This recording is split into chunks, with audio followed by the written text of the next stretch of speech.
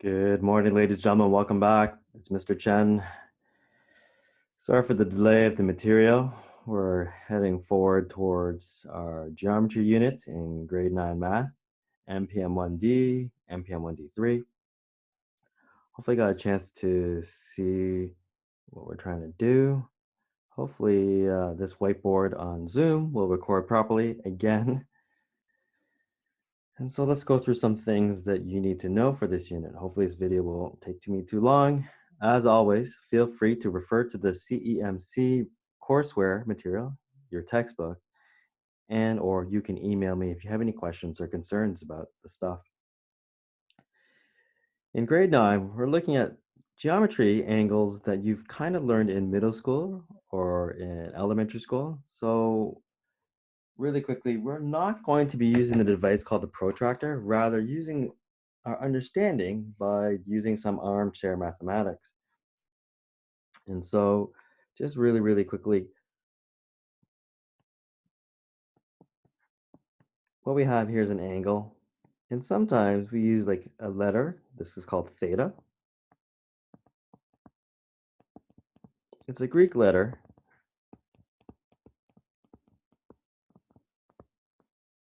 Oops, TH. But sometimes we use X and everything. But the point I'm trying to get at, even if I were to take out a protractor, please don't. This angle for sure is what's called an acute angle, right? So angle theta is acute, and the definition, of course, is less than 90 degrees. Specifically, we keep on going with our drawings. A lot of you already know this angle is a right angle. And by definition, this is 90 degrees. If we keep on going with our drawings, this angle, let's call this x this time, angle x, this is considered an obtuse angle. And of course, definition is angle x is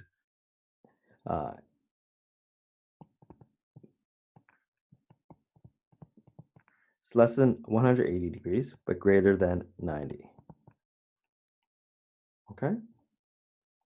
If we keep on going, let's call this angle y, let's just say. Angle y is a reflex angle. I missed one. This angle here, and let's call this angle z.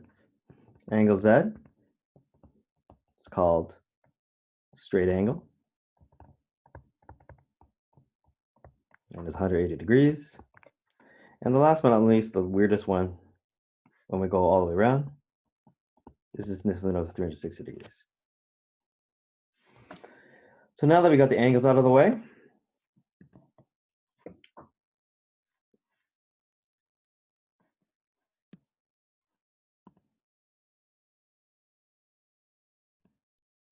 and so we're now going to go into some angle theorems that you should already kind of know. Let's take a look at them from left to right. The first one we're going to look at is called the complementary angle theorem. The complementary angle theorem, first of all, starts with a right angle triangle. Right angle. And if we kind of not really bisect it, but cut this angle in half, let's just draw a different color so we can see it. A lot of you already know that this angle, let's call this x, call this angle y. The angle x plus angle y is equal to 90 degrees. That's the complementary angle theorem. Now, a shortcut for writing complementary angle theorem is,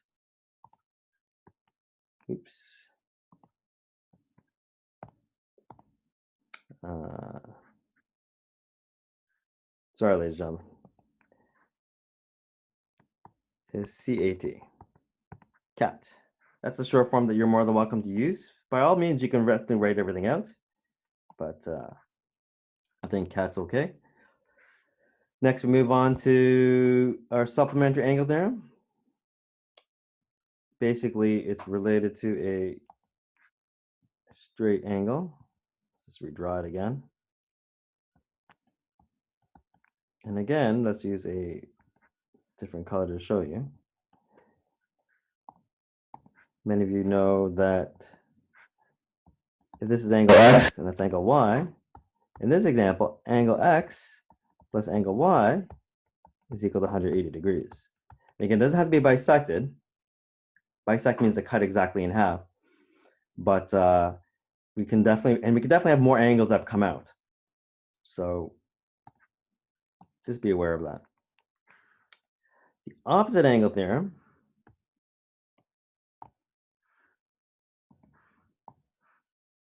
that didn't draw very well. That's okay. If we have two supplementary angles, basically what we know is that, let's just letter them. How come it's not?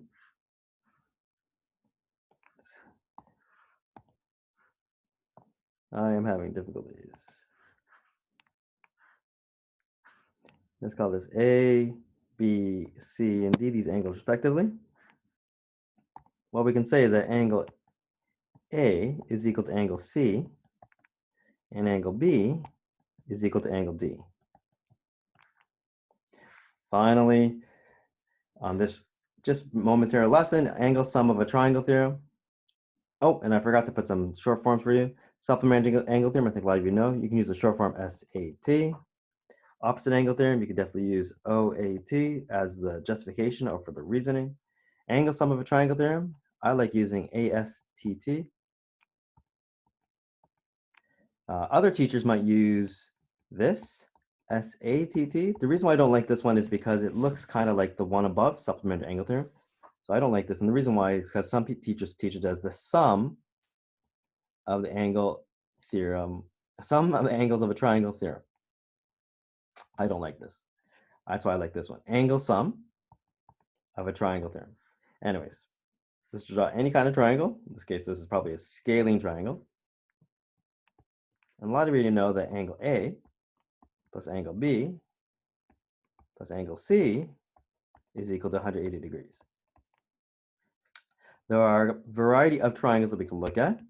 Scaling, isosceles, and a right triangle, and of course, equilateral. All of these will have the same formula for adding up to 180 degrees. The equilateral is special because you know that by definition, and let's just draw it, all sides are equal, and that means angle x is equal to 60 degrees. So this actually is called the equilateral triangle theorem, and I'll just put ETT. But scaling, a lot of you know, all three sides are unequal, and therefore all three angles are unequal. Isosceles is also special.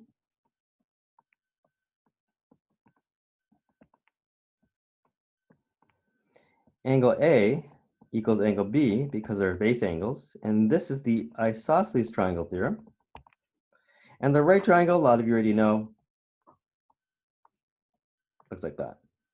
There is a right angle, and we could have a scaling right triangle or a scaling isosceles right triangle.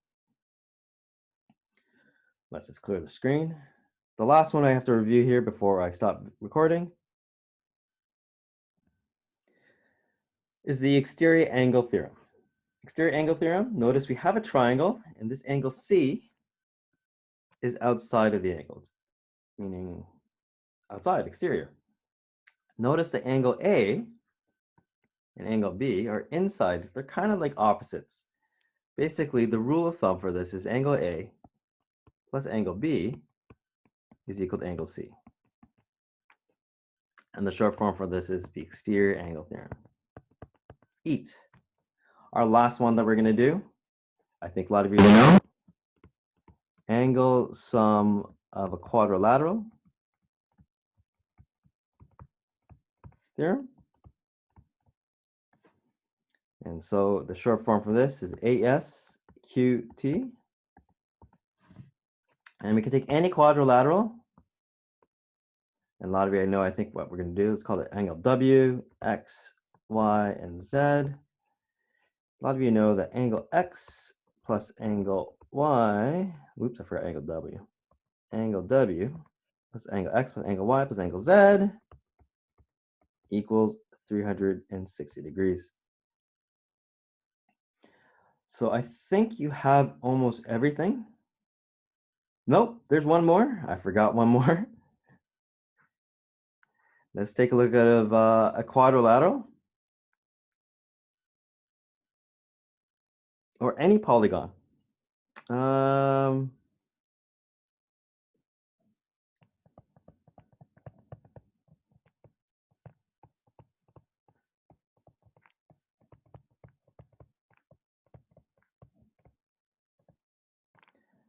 This one's a little special. Exterior polygon theorem. Notice it says polygon. What is a polygon? A polygon is a two-dimensional shape. So polygon means many-sided shape. So we can deal with triangles, rectangles, quadrilaterals, pentagons, irregular pentagons, you name it. So let's just use an example of a triangle. And I'm going to extend these angles. Notice it has to look something like this. So notice where angle A, B, and C are. They're outside, so they're exterior. That's the exterior portion of our drawing. Notice if we have another angle inside, or they're showing the drawing a little bit more weird, then you just have to be careful with the orientation. But what I'm trying to show you that for any polygon, angle A plus angle B plus angle C is equal to 360 degrees. And notice it should be dot, dot, dot, because we really don't know what the polygon is. In this example, for this triangle, it should work.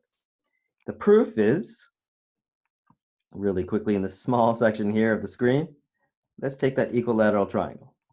60 degrees there, 60 degrees there, 60 degrees there. So a lot of you understand, in order to find out the exterior angles, I'm basically using a supplement, because those are straight angles. And I think a lot of you understand 120 plus 120 plus 120 equals 360.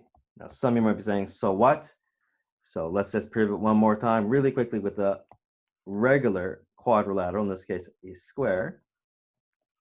And I think a lot of you know I don't need to do it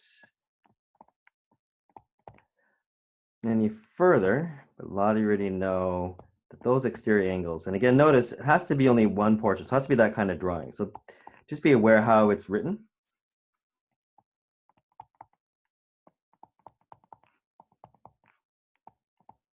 It's 360 degrees.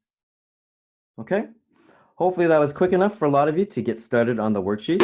I still have to do some extra stuff with parallel lines and perpendicular lines, but I think that'll be a brief lesson for a lot of you that you already know the reasoning behind it. Anyways, thank you for watching. Have a nice day.